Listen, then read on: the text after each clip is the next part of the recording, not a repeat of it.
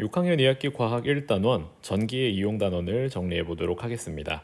이번 단원에서는 크게 4가지 정도를 학습할 건데, 첫 번째, 전지전선 전구를 연결하는 내용, 두 번째, 연결 방법에 따른 전구의 밝기, 연결 방법이 2가지가 있었어요. 전구와 전지를 각각 연결하는 것.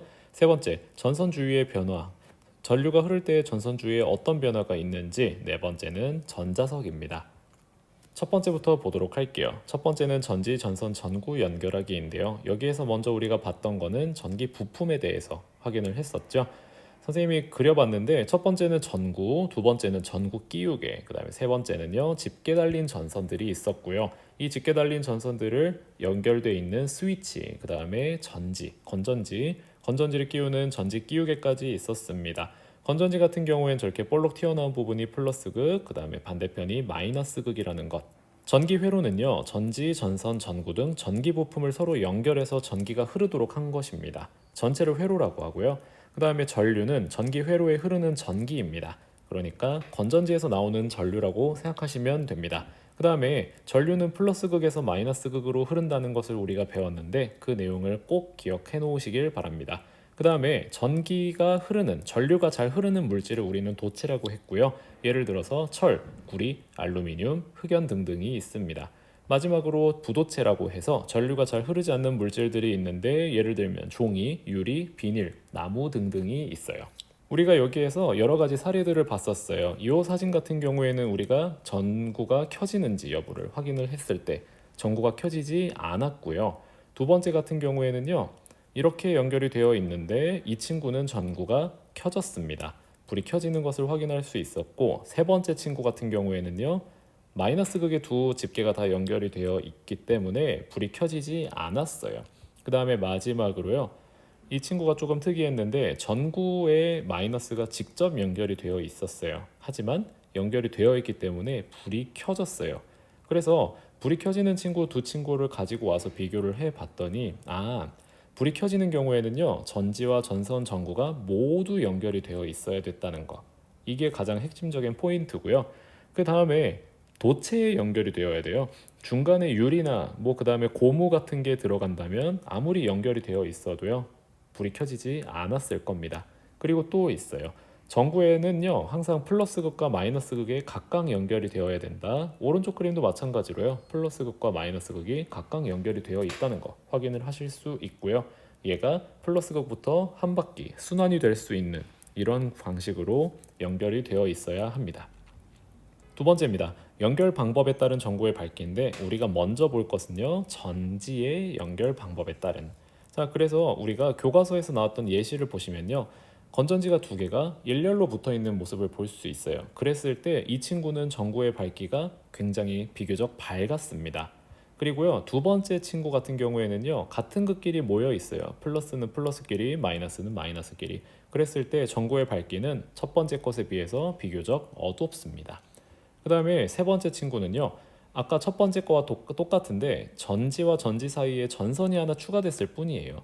그래서 결과적으로 플러스 마이너스 극이 이렇게 순차적으로 연결이 되어 있고요. 이 친구의 전구의 밝기는 굉장히 밝았던 그런 결과를 얻을 수 있었고요. 마지막 친구는요, 전지 끼우개끼리 직접 닿아 있는 건 아니고 전지와 전지 사이에 집게 달린 전선으로 연결이 되어 있지만, 결론적으로 따지면 두 번째 것과 동일했습니다. 전구의 밝기는 비교적 어둡습니다. 그래서 밝은 친구들을 좀 가지고 와봤어요. 그랬더니 공통점이 있지요. 전지 2개가 서로 다른 극끼리 연결이 되어 있다는 것. 그래서 플러스 마이너스 이런 순서대로 전기가 통하게 된다는 거. 그래서 마이너스랑 플러스가 저렇게 붙어 있는 친구들, 이런 친구들을 우리는 뭐라고 한다? 직렬 연결이라고 합니다. 이 직렬 연결 같은 경우에는요, 전구의 밝기가 훨씬 밝다는 것을 확인할 수 있었고요. 어두웠던 친구들을 봤더니 전지 2개가 서로 같은 극끼리 연결이 되어 있어요. 보니까 플러스끼리 마이너스끼리, 플러스끼리 마이너스끼리, 이런 친구들을 우리는 어떻게 연결했다? 병렬 연결이라고 했고요.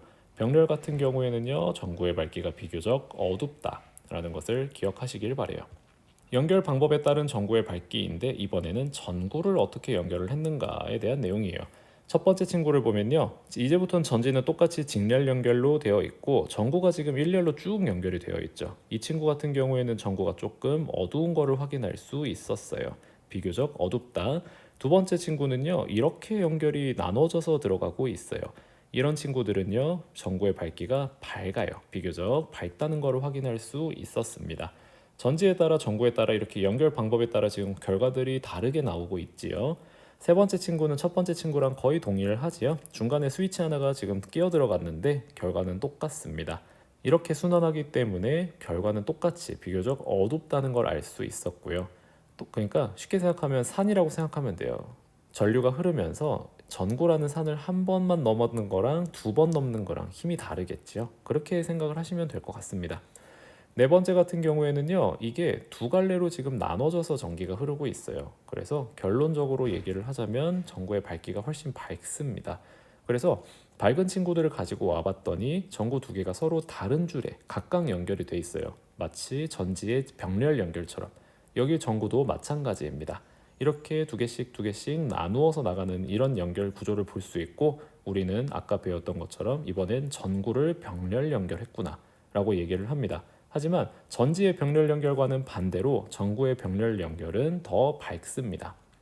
그 다음에 어두운 친구들을 봤더니 전구가 똑같은 줄에 연결이 되어 있는 것을 확인하실 수 있어요. 이렇게 일렬로 쭉 지나가는 것을 알 수 있고요.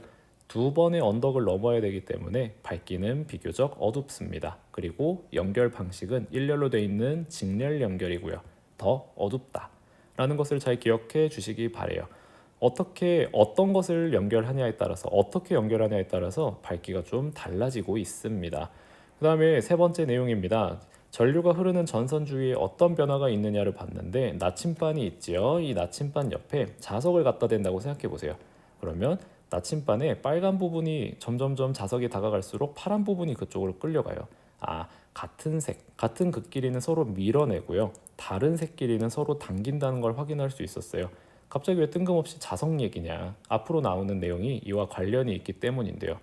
만약에 나침반이 이렇게 북쪽을 가리키고 있다고 해보세요. 빨간색은 N극 북쪽이고 파란색은 남극을 가리키고 있겠죠. 이때 건전지가 있고 회로가 이렇게 연결이 되어 있다고 생각해 보세요.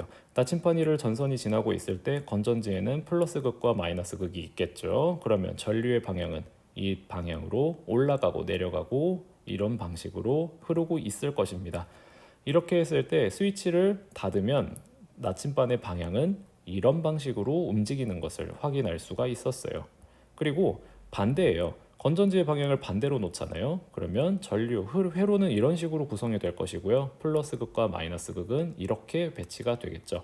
그랬을 때 전류의 흐름은 아까와 반대로 이동을 하게 될 것이고요. 이렇게 전류가 통한다고 했을 때 나침반의 방향은 반대로 이동을 하는 것을 우리는 확인할 수가 있었습니다. 전류가 흐르는 전선에 전류가 흐르면 자석과 비슷한 영향을 주는구나. 자석을 갖다 댔을 때 나침반이 회전했던 것처럼 전류 흐르는 전선에도 자석과 비슷한 영향이 있구나라는 것을 기억하시길 바래요. 그리고 만약에 얘를 갖다가 강하게 크게 움직이게 하기 위해서는요. 첫 번째, 전선을 조금 더 가까이 갖다 대는 방법이 있어요. 그리고 두 번째는요. 전지를 직렬로 추가하는 방법이 있습니다. 만약에 건전지가 두 개가 됐다고 해보세요. 그랬을 때는요. 아까보다 더 많이 각도가 휘는 것을 확인할 수가 있습니다. 네 번째, 전자석입니다. 전자석 같은 경우에는요. 전류가 흐르는 전선 주위, 방금 실험했던 세 번째 내용 있죠. 그 주위에 자석의 성질이 나타내는 것을 활용한 자석이에요. 그래서 에나멜 선을 못이나 그런 데다 감았던 그 실험 기억이 날 건데, 교과서에는 이런 방식으로 그림이 나와 있고요. 오른쪽 아래에 있는 이 친구가 전자석입니다. 이 친구 같은 경우에는 전류가 흘러야지만 자석이 됩니다. 그래서 전자석, 이름을 전자석 이런 식으로 따왔다고 이해하시면 되겠습니다. 그리고요. 전지를 추가하면 추가할수록 직렬로 추가할수록 힘이 더 세지죠. 전류가 확 세지기 때문에 전자석의 강도도 강해진다는 것을 확인하실 수 있어요.